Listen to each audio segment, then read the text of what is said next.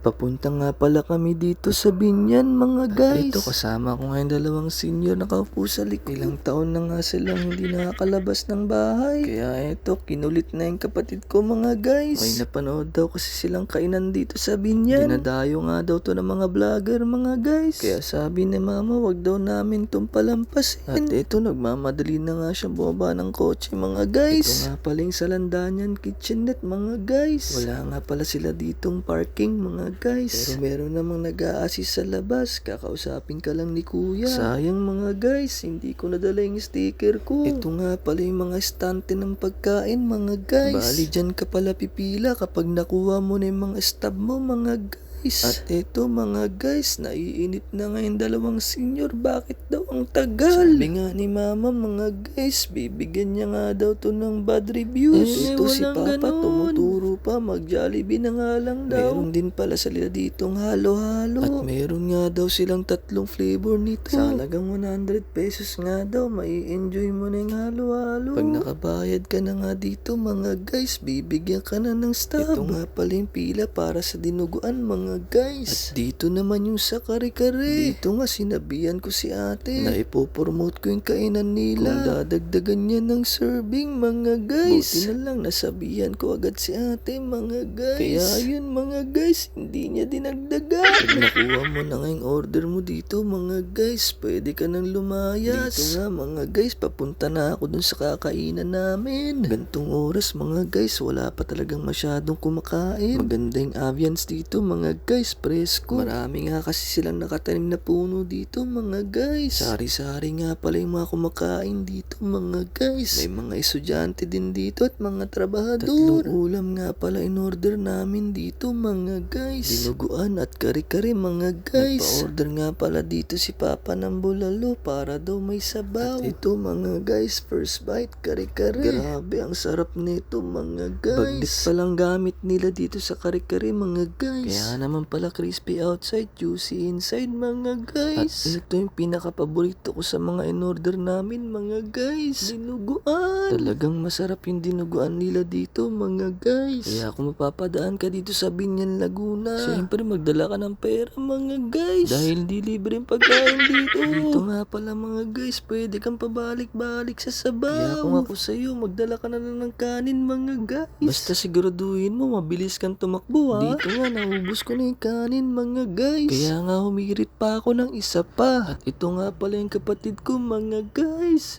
Siya nga pala yung manager ko for today's video. Nakatingin nga siya sa camera mga guys. Kamukha niya daw si Coco Martin. Totoo nga yung chismis dito mga guys. Masarap talaga yung dinuguan nila dito. Kasi siyempre mga guys, kung dito masarap, hindi ako magtutura. Sabi ko nga mga guys, ito na yung pinakamasarap na dinuguan na nakain ko. Sadyang gutom lang talaga ako. Kita naman sa dalawang mga senior mga guys. Nagustuhan din nila. O paano ba yan mga guys? Hanggang dito na lang. Bye-bye!